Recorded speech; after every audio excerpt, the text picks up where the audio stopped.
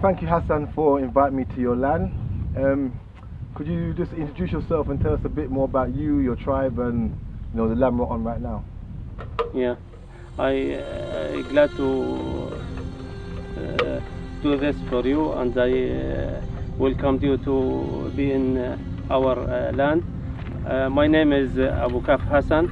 I from the Abu Kaf tribe. My tribe is a big tribe, a Bedouin tribe that live in the Negev desert.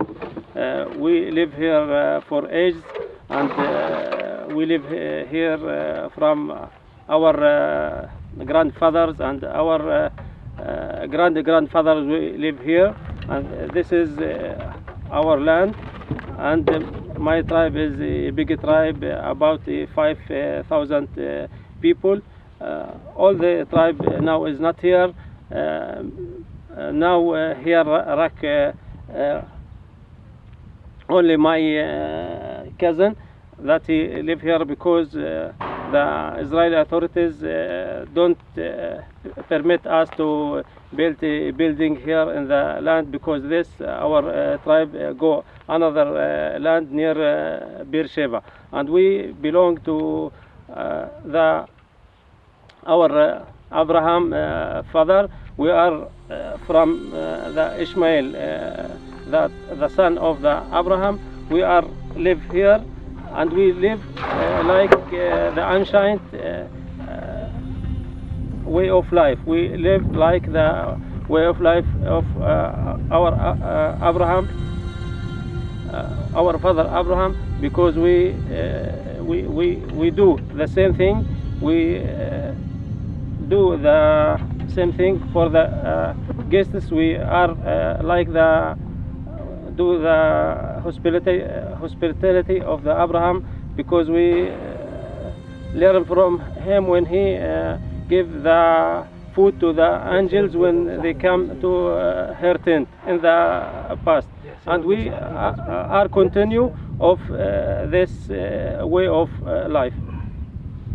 Beautiful. And I understand that for sure, because I mean, being around you, your cousin offered me tea straight away. He's offered me tea, offered me coffee. Asking, saying that he wants to make a sheep for us, which is, to me, I think it's very warm and very loving. That when guests come to you, your first thing is hospitality. You want to give them the best of what you have and show them the best things. I think this is really, it's true humanity. It's true good. It's a kind nature. Thank you. Our Bedouin, our tradition is to give the guest everything. The best thing you have, you give to your guest. Because we live in the desert, because we are proud of our life, because we are generous. That's we learned this from our father Abraham and our father Ishmael, and we are continue this tradition till now. When you get the tent of the Bedouin, live here in the desert, the first thing he think about it to give you food or give you a drink, because he know that you are the guest from the God. That you like the angels that the God sent to our father Abraham. I really love the way you not only you understand nature, but you understand the scriptures, and you understand what Abraham done, which I think that's really powerful, that you can live the ancient way in today's society. And I think that takes a lot of heart and true understanding of humanity to really show that the ancient principles of life are still actually practiced in modern day time. And I commend you for that. I think it's amazing. Yeah, I think we must, because of the change of our lives, because the Israeli authorities is forced us to change our lives, changed us to leave this life and to go to the modern life. We want to protect our life. We want to protect our tradition. We want to protect our love. We want to protect our peace, because the Bedouin is live in peace with all the people near. Because we learn this peace. This is go from the heart. The Bedouin is love every people, every man, everything in the desert, because he respect all of the people. Because of this, we want to protect our way of life. We want to remain in this land. Definitely, and you should remain in land. It's yours. And I know it's your cousin. He's drawing water from the well. Can you tell me a bit about this well, please? This well is belong to my family. This particularly this well that my father and my mother digging this well. Before my mother and my father, there is no well, water well here, and my father and my mother participate together, and so they made this well.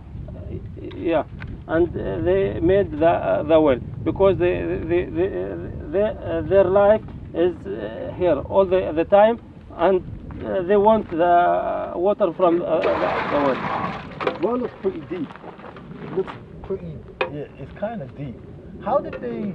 I mean, how did they know water was down there? Because I'm sure it was like this. It was covered like this before. How did they know there was water there? This water is not from the deep ground. This water is gathering from the winter. Okay. We have here a tunnel. We have a tunnel. In the winter, when it rains, yes, the water flows over this tunnel. Oh, and it gathers over a period of time. Yeah, and they are gathered in the well, and the water remain until the summertime. In the summertime, we can take use it and take the water out and drink. We are drink, and our animals drink from this water, and this water from the ground. So this is a good water. Everybody gets blessed from the natural water that you lot produce from winter to summer. Everybody can drink from the natural water you produce. Yes, yes. That's waterfall of all of the people here and all of the animals here. That's a natural water. That's a water from the ground. That's a water with a love. That's a water with a generous. I know it's your cousin pulling water. He's put into the half a drum. Why is he putting the water into there? This is jam for the animal, for the sheep and for the goats. That's beautiful. That's beautiful. I know you have some sheep and goats back there. Yeah. Will you show me them later? Yeah. Yeah. Definitely. I look forward to that. Beautiful. I was intrigued. I wanted to know more about their tribe, their land, and their close connection to nature and the natural order in which they believe. We talk now about this place. This is a dam that's made in the Ottoman Empire period. That's my grandfather make it. That's gather water in the winter because they use they grow plants and trees in this place. We can see over there the trees of the fig and the trees of the olive. That trees grow before the Israeli came here, before 1948. And this is because the surah of the Quran, there is a surah in the Quran that talk about the fig and the olive. And we grow the fig and the olive together because we believe in this way of life. In this way of life. So you say the Bedouins, it's actually this having the figs and the olives together is actually Quranic. It's historical, and it also has a spiritual aspect to it. Why you do it? Because if it's coming from the Quran, then it has a really strong historical foundation? Yeah, because we we do things that usually are mentioned in the Quran, and we believe in this because this we grow fig trees and olive trees, and we grow them together, one beside the other, and we believe this the right way, and this the way of life that give the human being a goodness and happiness. Yeah, I understand totally. You're saying it's the way of the ancestors. So you keep on that tradition. If they tell you about growing the figs and the olives together, you carry the tradition of the ancestors, keeping their way of life as well at the same time. Yeah, and we because we do of this because our grandfathers and our ancestors do this, and we are continue this tradition because we believe this is the right tradition, and this is the unique tradition. This is in this area. I think this is the unique and the only tradition that is still right now in all of the world. That's the tradition and the way of life that's of our Abraham father and our Ismail father, and after that our Muhammad prophet, and we continue in this tradition, and we want to protect this. We want to obtain this in this land. And I think you should. Why shouldn't you? You should definitely carry on the tradition of your forefathers. You was mentioning that the dam. So I suppose around here, what I see is higher here, and it goes around. It's higher than this lower part. The water, I assume, would come and catch, and down here be a lot of water. Yeah, the water is from this side, comes from this side, and the flow towards the west, the west. Because this side is more higher this side, and we put here a dam to catch the water, in this area, because we want to grow trees in this area in the winter, and the overflow water is go from this tunnel. So I realize that even the well before you catch water, you know the periods of time when rain's going to come, so you have the well prepared, you have the dam prepared. You're very in tune with nature. Like Bedouins are very in tune with nature. The way you work is very close to nature. You work very tight with nature, which again the Quran and the Bible and all the holy books teaches. You know, we're very nature people. We understand nature. So I think it's really powerful that you don't keep that Asian tradition. Exactly. The Bedouin is like to live in the desert, in the open space. The Bedouin like freedom. Freedom. The Bedouin is know what time without a watch. The Bedouin know what when it will rain. The Bedouin know because the Bedouin is live the natural circumstances. The Bedouin live a simple life. The Bedouin can from the wind, when the wind blow, can know if it rains or no. Because the Bedouin is live the life of our forefathers. Yeah. That's beautiful. It's beautiful, it's powerful, and it's lovely to know that it's still kept alive today. And it's here in the Holy Land where I am today. To be on your land is a blessing to know that the tradition is still here. Like the people keep that tradition and know it and understand the ancient way of life. Can understand when the wind's blowing, rain's going to come or it's not going to come. Who understands what to do to grow food in the desert. We grow here a wheat. That from this wheat we can make a flour, and from this flour we can make a bread for the guests. We grow wheat, and we take this wheat and we grade it with a millstone, a big stone, and from this we make a flour, and after that from this flour we can make a bread. We can make a bread like our Father Abraham does in the ancient time, because we make a bread in the fire under the ground. That's bread is a liber. That's for the desert. That's breed unique for the Bedouin that live in the desert, because we are agriculture from the nature. The Bedouin is agriculture from the nature. They can use the agriculture to live in the desert. We can make everything from nothing. We can grow the wheat, and we can use it every time in the whole life. I remember Sheikh taking me one time to his land. Sheikh Hayy took me to his land, and Uncle Abu Awad, he made libo for us. It was really nice, and it was more than nice. It's delicious.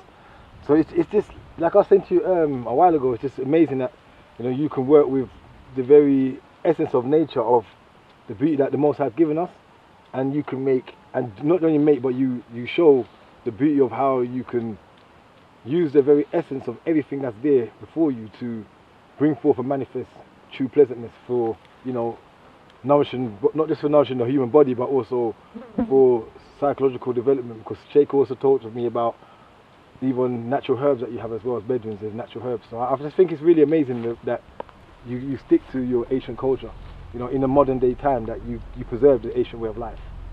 Yeah, and this is the way we can deserve our way of life, because we grow this plants and this herbs, and we use this in our food. We can from the land take the herbs and the plants and do a food from the land, and all these things is connect us to the land and connects us with our spirit, because our spirit is actually connected to the land where we live.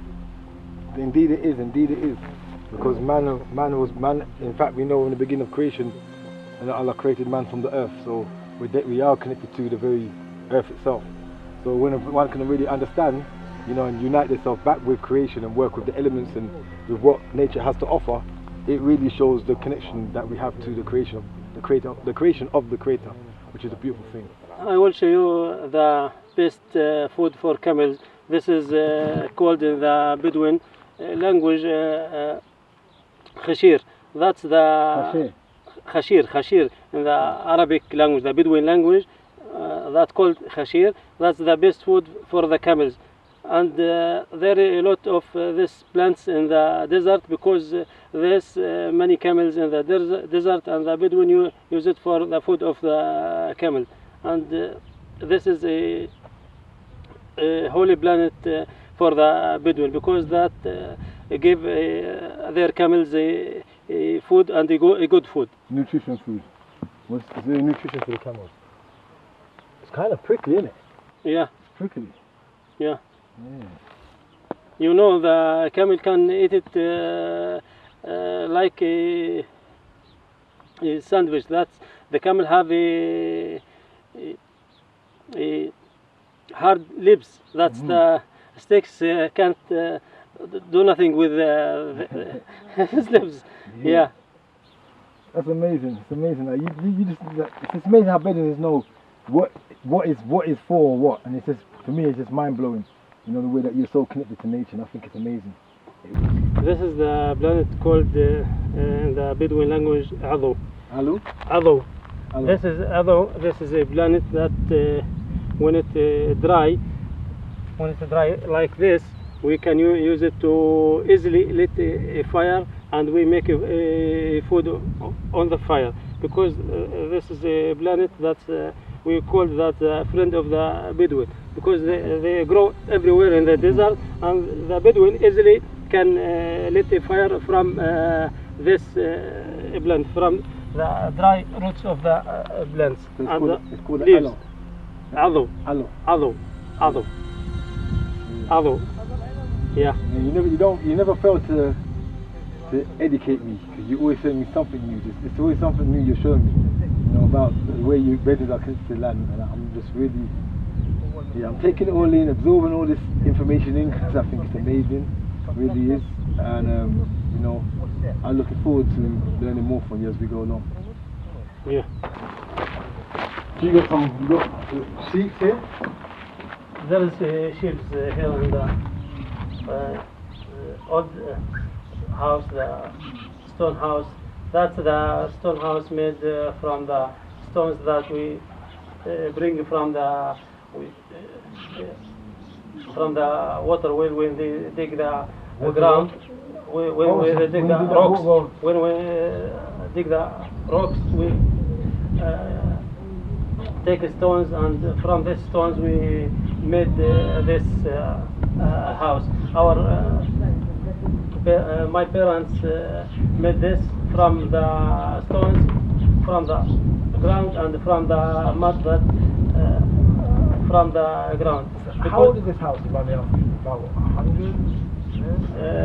This house plus minus about 100 years established here before the Israeli came here and before the British came here. This house is established in the Turkish Empire period. Ottoman times. Ottoman time, yeah. Before you had even this house, you would have tents, right? We have a lot of tents, yeah. Tents. But it's beautiful that this house is established from the stone from the wall. Established this house. That's beautiful. Nothing wasted. Everything is necessary. Everything is needed. Everything can be used for the benefit of keeping humanity and working with every element. I just think it's amazing. I'm just touched away. But I know today now the house still getting used because you got sheep here using it. Yeah. I know you got a place for sheep over there, but why are these sheep in there anyway? Because today is a hot day and we let the sheep in because the hot day, because the sun. I see some beautiful babies in there. And because they are getting babies, little babies, and hot is influence the babies and maybe get them die. And Sunstroke. Maybe take a sun shock, and because of this we put it in the shade in this house, because this house is like a shelter that protect the animals or the people that live inside. Could you tell me what this sign is? Sorry, I can't keep looking at it because it's so adorable. Can you tell me what this sign is? What the sign saying behind it? This sign maybe this sign that's Baika in Arabic. Baika in Arabic. Thank you. Baika in Arabic. That's this house is about 18 years old, and that's the meaning of this. That's an ancient house. That's not a new house. That's mean. What is this? This is made from the milk of the sheep. That's tasty. You can eat it. Oh, goat teeth. Yeah? Yeah. Goat or sheep. Goat teeth. That's dried cheese. That the Bedouin make it because they hold it a long time. Oh, that's very tasty. It's actually delicious. Goat teeth. Eating cheese stirred up quite an appetite. I was looking forward to heading to the sheikh for a meal. Before we did so, Hassan continued to enlighten me about Asian traditions and culture. This is my sheep here. The life of the Bedouin is based on three important things. They're based on the sheep, based on the camel and the horse that he rides, and based on the tent and his wife that where he lived. Because of that, the sheep is the very important element of our lives as a Bedouin, because from these sheep we can eat, we can milk them, and from the milk we can eat the milk, drink the milk, and we can make a cheese. We can make a dry cheese, and we eat this cheese at a moment, and we You take the cheese I had a while ago. yeah, that's cheese we had a while ago. That's from these chips we have done it, and we can use the chips here, and the chips we have to make a tint, to wave a tint, and this use can put it up the tint, and that protect us from the wind and from the winter and from the hot. And we also, the wool of the chips, we can wave it, and we can make a rug that we put on the ground, and we sit on it. From the sheep. From these ships. And the one other important thing, when we get a guest, when a guest arrive to the Bedouin, first thing the Bedouin do for the guest meat and a meal from these sheep.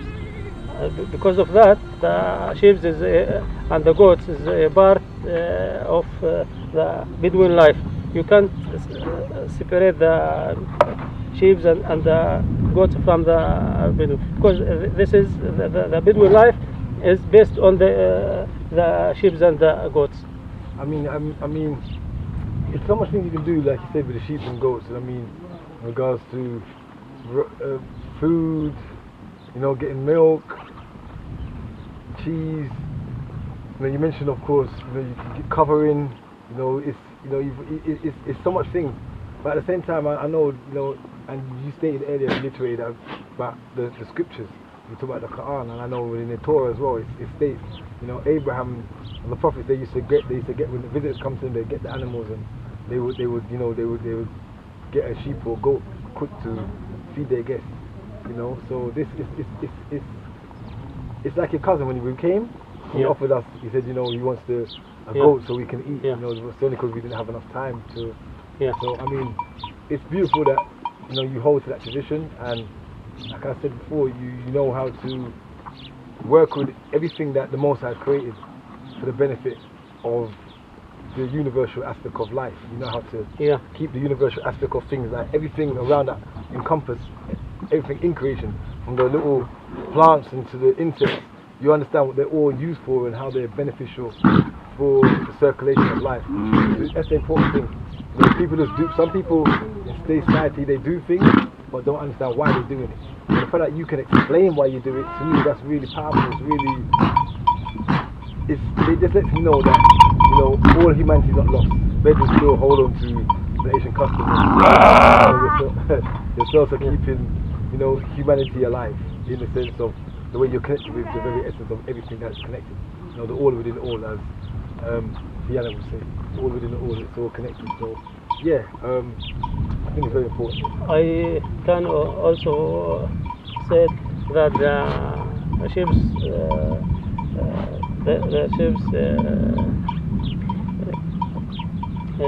give a big amount of importance to the civilization of the humanity, because they from the wool of the sheep we can make ink that in the ancient times our prophets and our Abraham father write a Bible and the Quran from the ink that's made from the wool of the sheep. And because of this, the chips is gave a important thing to continue the civilization of the humanity. You saying from the wool of the sheep, you can actually make ink? Yeah, from the wool of the sheep, we can put it up on. We can put it in a can, and we boil it on a fire, and put some water up on it, and from this we can make a black ink, and from this ink we can take a stick. We can take a stick and we put it in the ink, and we can write the Bible and write the Quran. And the ancient time, this the way they write the Bible and they write the Quran. From the wool of the that's something new. I didn't know that. You know, you're saying so from the wool of the sheep. Yeah. So from their upper layer, their wool. Yeah, from the wool. Wool like this. This is the wool. From their wool. This is the wool. From the wool, you can make. I can make an ink. From this ink, I can write the Bible and write the Quran. Because in the past, there is no chemical ink. There is ink from the nature. This is the ink from the nature. I make it from the wool of the sheep. Yeah. That's beautiful to even to know that. I mean, for others maybe who knew, but for me it didn't know, and it just resonated in my heart straight away. You touched me in here. You know, it's powerful to know that you know, like I said, someone very dear to me in England always says, you know, the all within all. They used to say everything encompass everything. They weren't talking about like regards to like eating animals or anything because the person's vegan, but they're just talking about just how everything can be used. You know, everything within creation has its purpose, and the fact that you're talking, you know, using the hair of the sheep to make ink, boiling it and with water.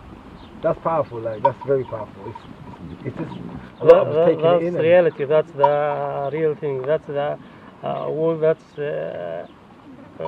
protect, and this is the observe our Bible and our Quran from the ancient times, because our grandfathers that make an ink from this and write the Bible and write the Quran for us, for the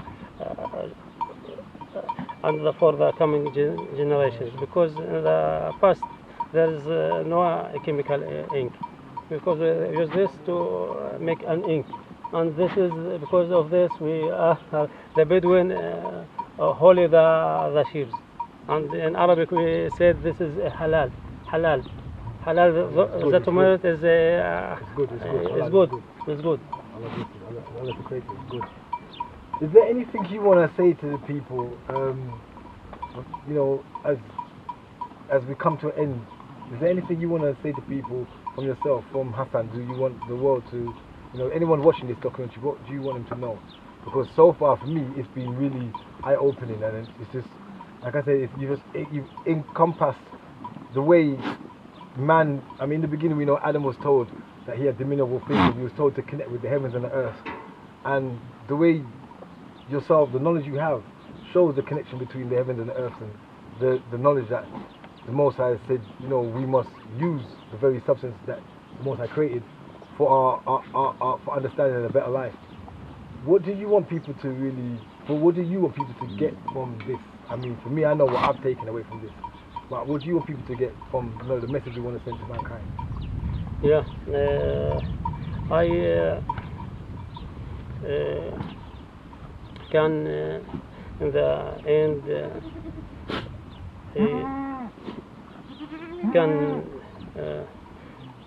say something for all the people see us, that I want your help. I want your help to maintain, to protect this way of life, to protect this Bedouin life, because this is the only unique culture that's remained from the ancient culture. That's the clean culture. That's the culture that connected to the land, connected to the nature, connected to the ground, and that's from the past history.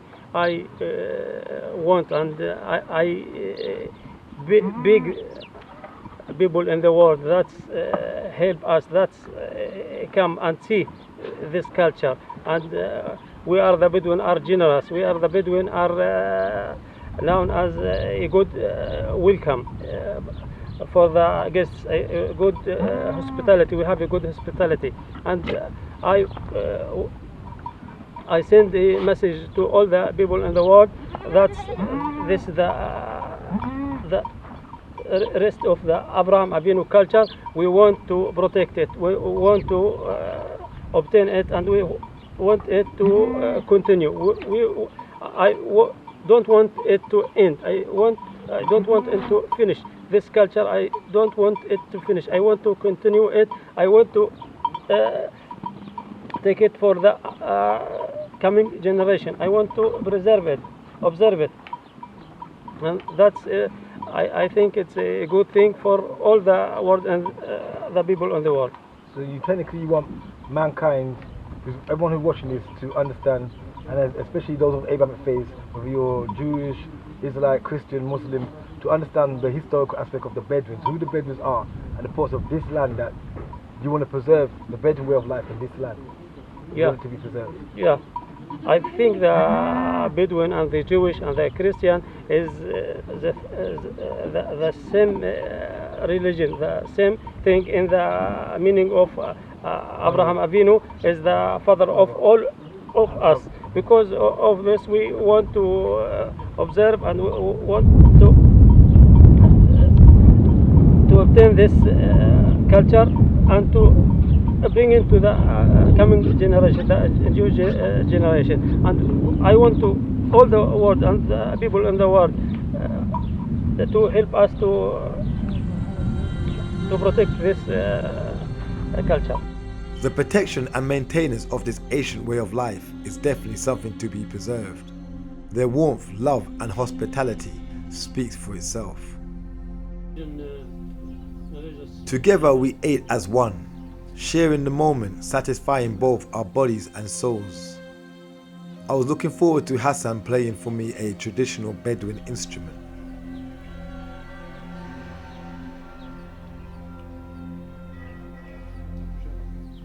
Now we are in the Sheikh, that's the guest place of the Bedouin tent. We have a traditional instrument for the Bedouin that made from this part is the skin of the goats, and this is a stick from the planet, and this is made of the hair of the goats.